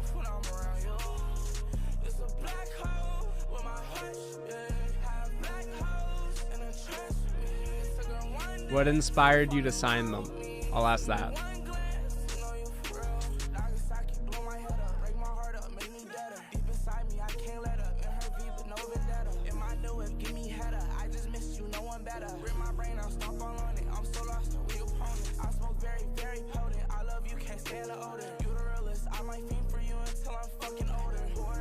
I just feel like I've heard these vocal ideas again and again. He's currently recording at this level on his own on Badland, which is like, I can respect the hustle and playing in BandLab and making it happen. It's a dope catalog. If this is what his catalog sounds like in general, I just feel like even this sound, this ad-lib in the background.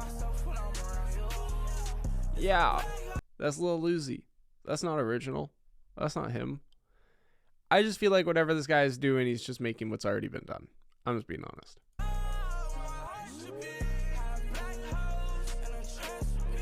This is Lil Uzi plus... That don't make sense though? Why not? Nothing's original. When Lil Uzi came out, he was original. I've not heard anything from anyone in that case that's original. When 21 Savage came out, he was original. When Nirvana came out, they were original. When the Beatles came out, they were original. Uzi took the ad-lib from someone. But Uzi took the ad-lib from somebody, if that's the case, Uzi took the ad-lib from somebody that wasn't already mainstream. I'm just saying that I can't necessarily differentiate what I'm hearing from what I've already heard. People say this without having a full spectrum on the world's music, so we can't say it's not bidden. What do you mean bidden? Uzi made it his thing. Yeah. That's like... Yeah, I can't say it's not taken. What's the best way for me to put it? Look, obviously music comes down to personal perspective and personal opinion. Just because you steal something and are successful with it doesn't make it yours. No, it's not necessarily... That comes down to the personal opinion and experience of the people who hear it. That's the issue that I'm sort of getting to, is that when I hear this, I'm not hearing something authentic, unique, and original. I'm hearing Lil Uzi. I'm hearing something that's already been done.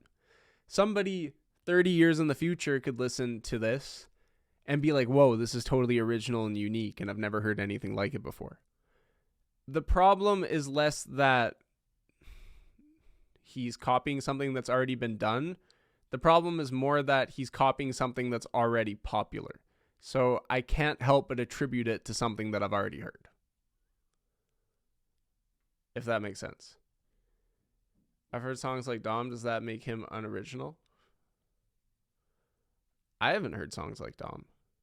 So to me, he's original. But to you, he might not be. And that's okay. That's sort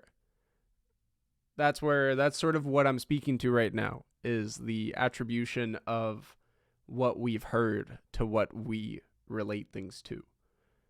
If somebody heard a country song for the first time, they'd be like, whoa, I've never heard anything like this. But odds are that if you listen to any other country song, they all sound pretty similar.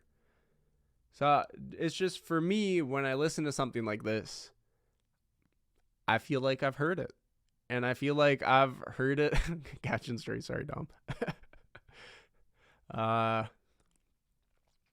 Never heard Uzi fully sing on a song. But again, why would someone create a new sound nobody has heard and risk your money? It's not about going so far off the deep end that nobody's ever heard it before. You want something that is unique. You want something that fits into what's already been done, but you want it to be unique enough that people can hook into something in it. And you want people to hear it and be like, whoa, this sounds sort of like my favorite artist, but it's not my favorite artist. So maybe this guy can be my favorite artist. The thing is, when you're investing money in a project, you can't just wake up, bro. Yeah, I mean, I don't... Discord. Sorry, dude. My Discord's being funky. Somebody else. Big Splash has been helpful in sharing my Discord. There it is.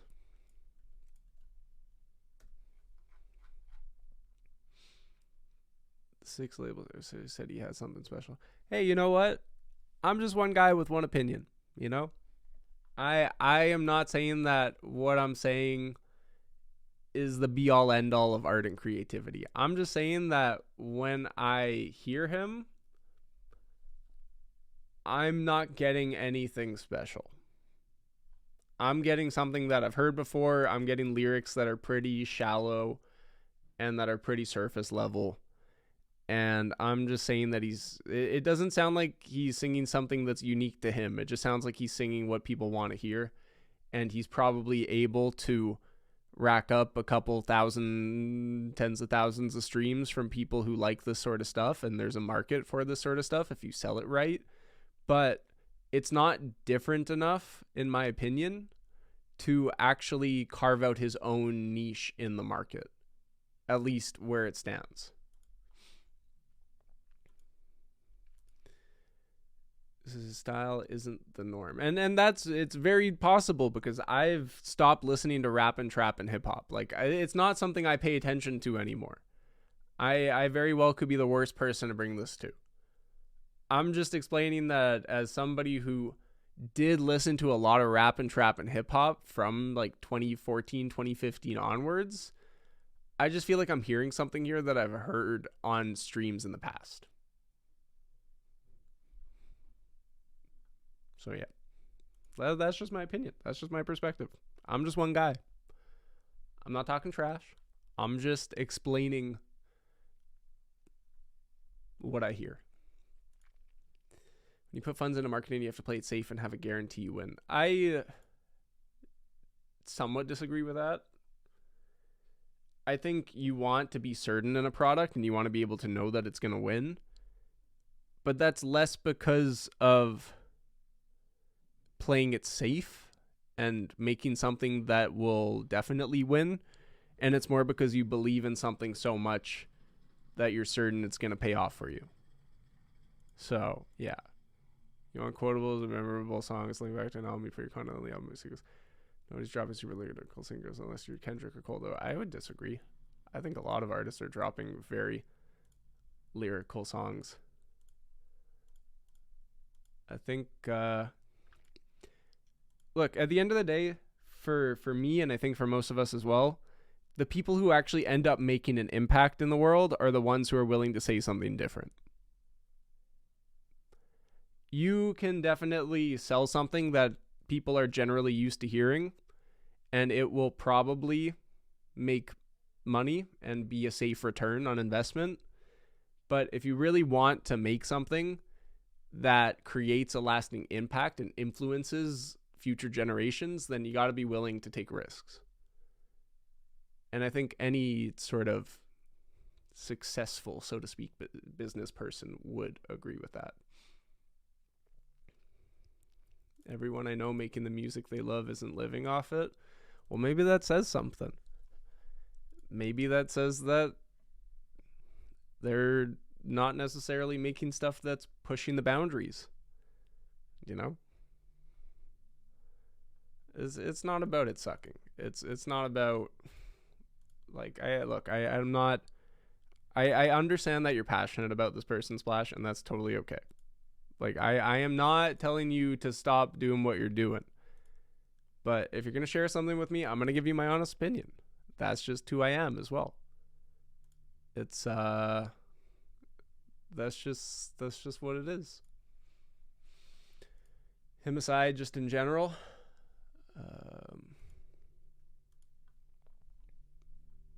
which part? About people making the music they love isn't living off it. There's a way to do everything. There's ways to do everything. I'm on, I think, the side of Dom here, in the sense that, you know, feel free to play the game, but sacrificing your artistry is sad. I think, I don't know. Not sad. I'm not trying to go into descriptive terms here that diagnose anyone with anything. I just believe that you got to be willing to take some risks if you really want to see the power of artistry pay off. That's not to say that there isn't safe places in the world. You got a kid and bills to pay. Yeah, man. That's life. I respect it. I respect the hustle. I respect the grind. You know, if this is helping you pay the bills, and if the people that you're sharing it with support it, and if everything is working for you, then that's important. Okay. When you say it's not worth taking wild risks, just let me put this one piece out there, and then I'm going to end it here because I think we've gone over this enough.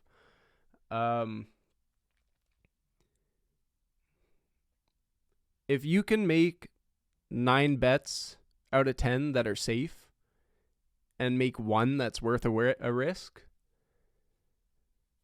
I'm not saying that risk will always pay off, but it's likely that if you take a good risk, that'll be worth more in the future than those 9 safe bets you took to start with.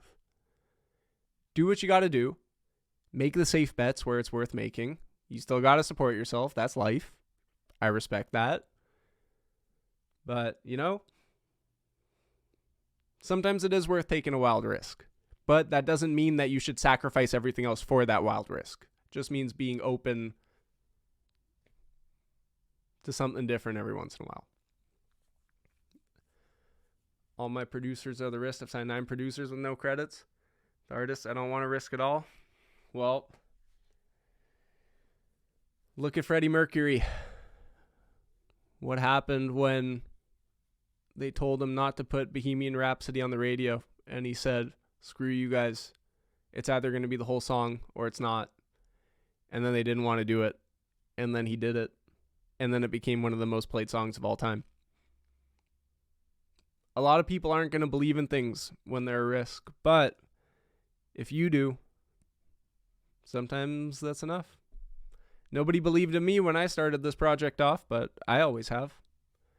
It's been quite possibly the biggest risk I've taken in my life, but it has been wildly worth it. And it's an investment, but it is slowly but surely paying off. That's the nature of it. Take calculated risk. I can send you passion-based music. Yeah, look, we can have a separate conversation about it. I think this is a plenty for now. I want to make sure I have some time to listen to the last couple songs before heading out of here. But Splash, I respect you, man. People got to do what they got to do.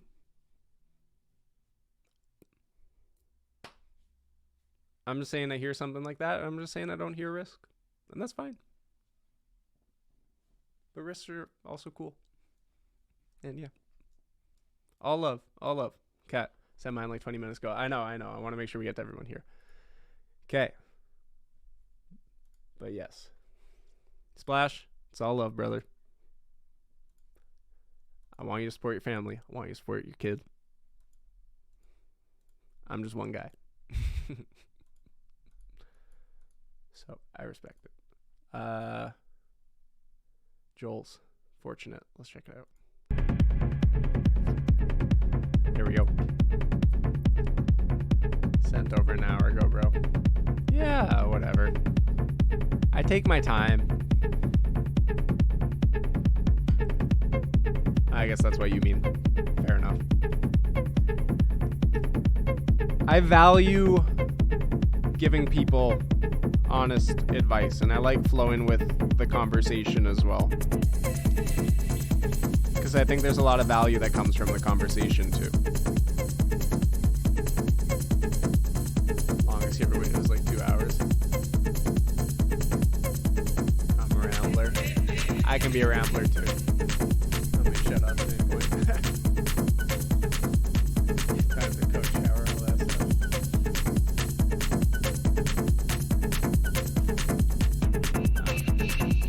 I mean, my stream is interesting in the sense that I don't know. I'm focused on the effects of listening to the song rather than the song itself. What conversation can we generate? What insights can we find? Versus just listening to one song and being like, thumbs up, next song, thumbs down, next song. I don't know. Yeah.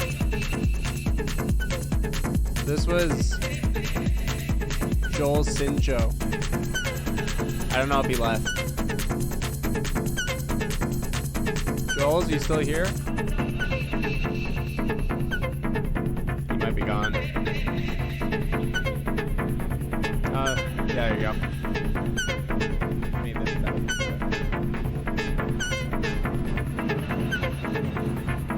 Okay, whatever's left in the chat here. Skyshock and Kiwi. Last couple.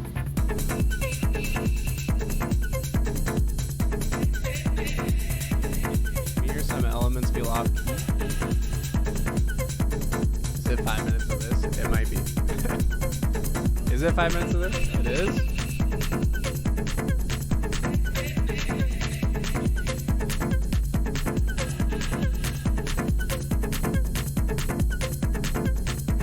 There's a time and a place for it. I think when people are at a rave, you know, it fits into the vibe, it fits into the crowd, it works. It's hard to judge some pieces like this when you're in a streamscape. Because when you got a song like this on the decks and you're mixing it in with something else, then there's like a lot of value in it. But when you're just listening to it by itself, it can be hard to really attribute value. Might just make me go insane.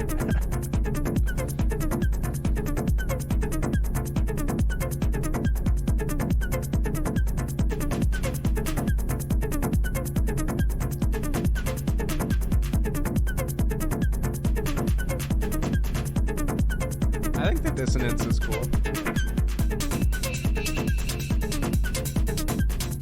I'm not against the off-key stuff. It kind of reminds me, you know,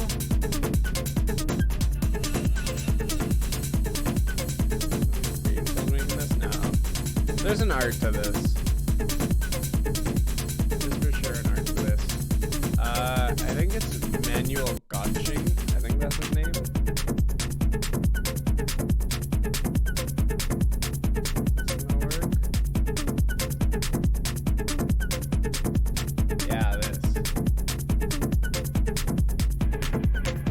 you ever heard this, Jolson Joe?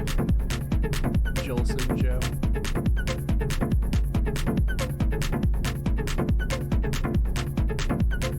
I'm not gonna play the whole thing, but I'll play you a tidbit of it. Tidbit in my style. I think if I had to provide like an element of feedback, I think this album actually does it better than I could.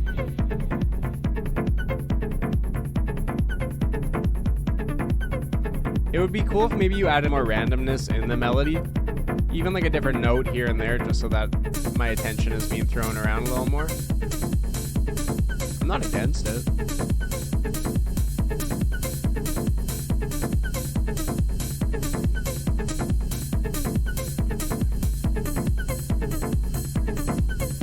But it does sort of get a little repetitive. But I can imagine this part here using to mix from one song to the next. So it's like, you know, in regards to like a ravey DJ type of thing, it works.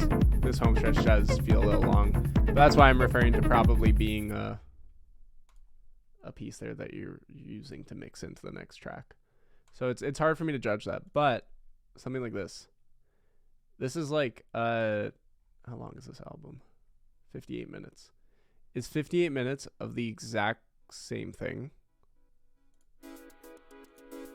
And all he does is add more elements to it every track. Like literally every track is the same thing, but just with different elements.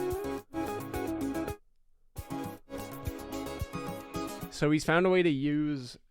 It's worth listening to, I think, just for the intricacy of this album. Manuel got Ching E2, E4. He's used the same sort of background elements and is just changing it up with different guitars, different elements, different whatever, stacking it on top. Just as a way to, like, I don't know, 2 hours of feedback. I'm starting to lose my mind. Just listen to the album, see if you get ideas. Or don't listen to the album.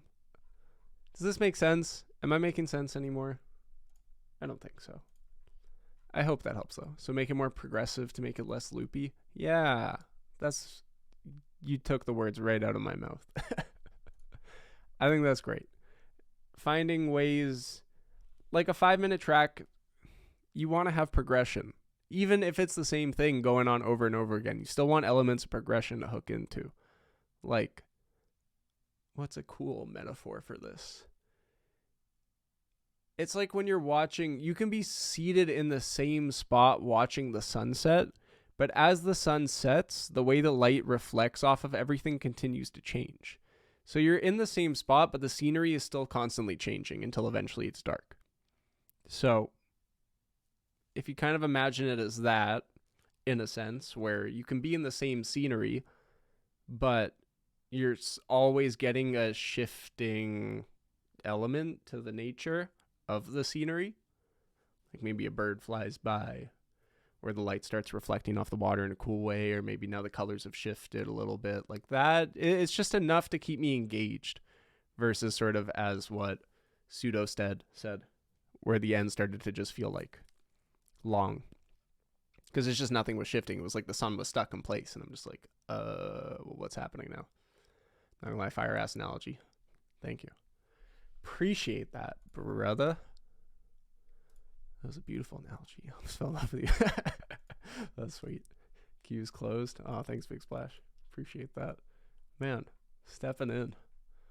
Okay, Sky, let's check out your tune. Maybe that's one for the YouTube. Yes. All right. That's a good sign.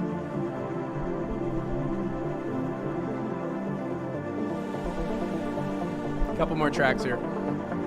Thanks, y'all, for being here with me today. For making my return stream a special one. It means a lot.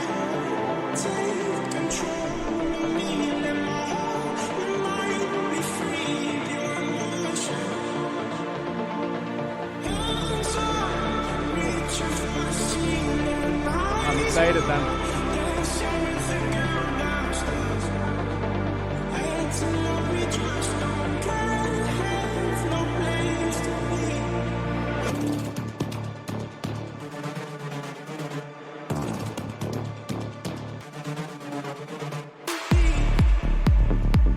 would have, in that back, like the use some filtering just to open it up a little bit. Love your vibes. Try to catch the next stream. Thanks, homie. I think I'll see if I end up streaming once or twice a week. I like it. I've enjoyed today a lot. I feel like I'm getting more comfortable with the stream. But yeah, you can follow me on Instagram there, studio.raphael_. Keep in touch, see what I'm up to. Maybe I'll post updates there. Follow on the Twitch. Whatever works, you know.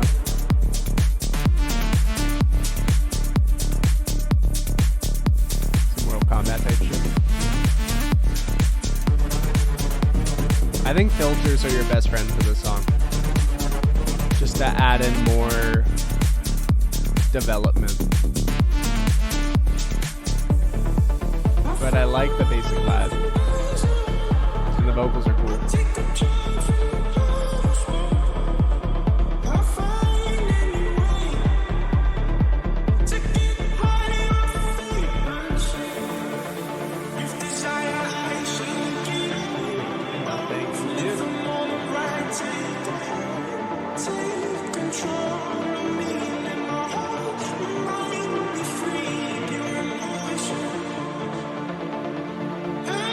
The background synth should have some sort of filter opening up on it.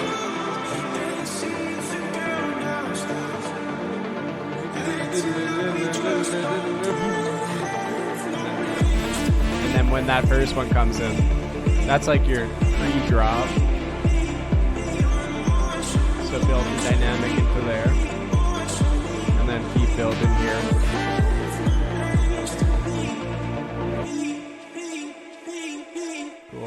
Wasn't expecting that.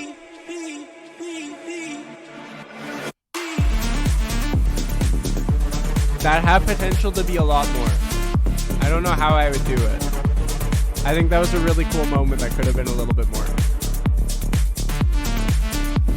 I'd play around with that.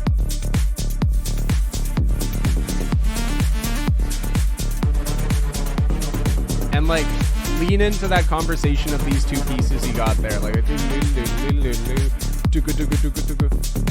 the back and forth conversation there. Like, it kind of gives me like a Scary Monsters, Nice Sprites vibe, where I want to have that conversation between. I think Skrillex does such a fantastic job in that song. I still go back to that song every once in a while. Like, if we're talking about taking risks and game changing, like, I think Scary Monsters and Nice Sprites is like the song for it. Skrillex just does, like, he does this fantastic job of, big word here, anthropomorphizing digital elements and making them sound real, making them sound human by simply emphasizing them and giving them that space to breathe like human elements. Kind of going back to your track there. You know what I mean? Let's go. Like you got. Oh, wait.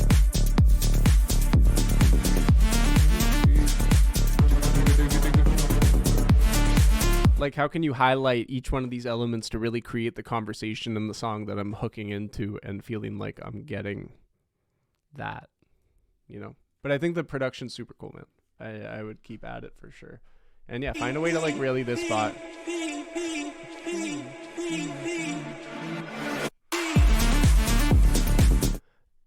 There's something more that can be done there, for sure.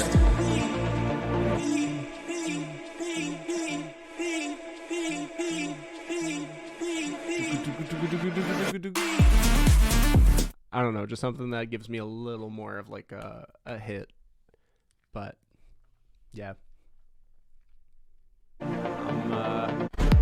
Just more filtering.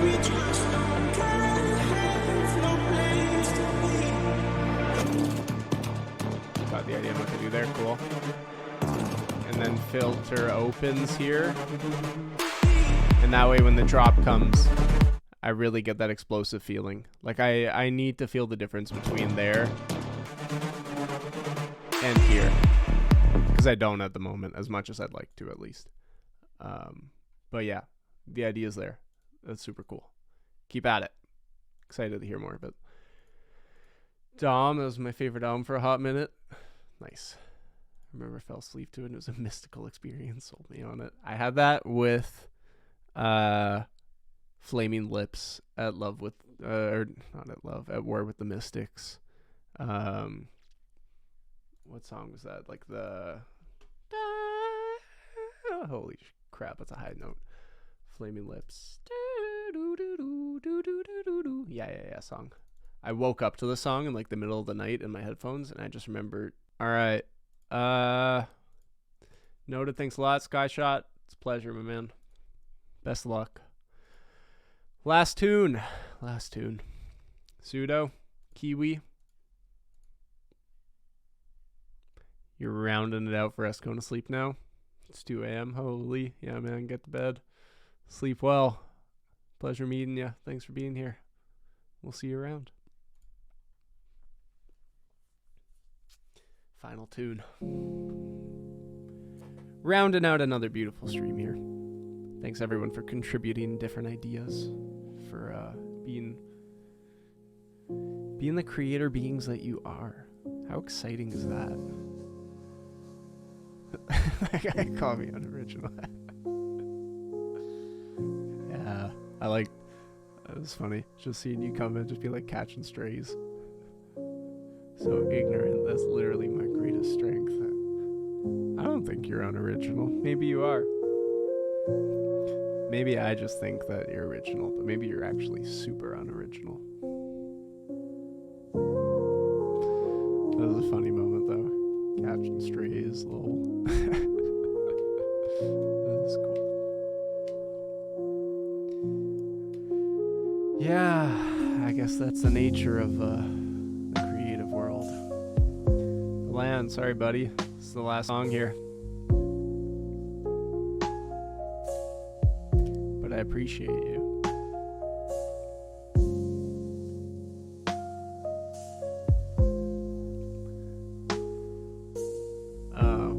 Consider your originality your greatest strength. There you go.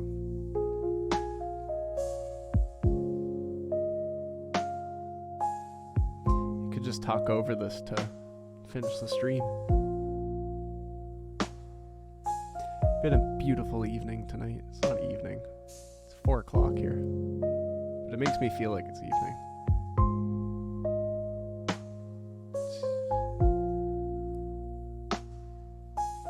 Appreciate the sparsity in the track. I feel like I'd hear this in a lo-fi hip-hop playlist.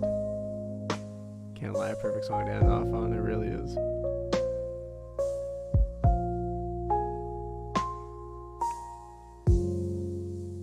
Putting me to sleep a little bit, but really nice.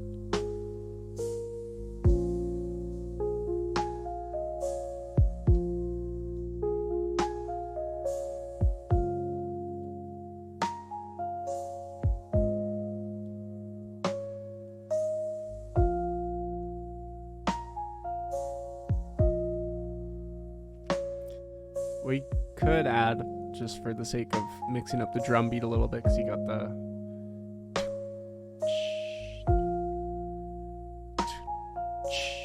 having an extra one, kind of just every once in a while, just so that it's not always the same pattern. That's like literally the only thing I would add. Brush drums would be sick. Yeah, I agree with Don there. But yeah, man. Nice piece, nice piano. And yeah, that wraps up today's stream. Thanks y'all for being back here. I've been absent for maybe a few months now, but it's great to be back online. Glad to know I got a Cute's vote to continue doing these, you know. My goal has always been quality over quantity, so I appreciate when we just get to sit and chat and talk music and explore the value that comes of listening to one another's songs and having conversations and discussions. You know, it's what I'm all about. It's diving deep. We ain't surface level over here. not by any means. So if you're into the process of going deep as an artist and as a creative, and you want to be more fully self-expressed, then welcome to Studio Raphael. It's a great radio song. But guys, yeah, thank you so much. I look forward to hopefully seeing you around, and yeah, enjoy your evenings or days, wherever you're at. Lots of love. Aiden out. Catch you later.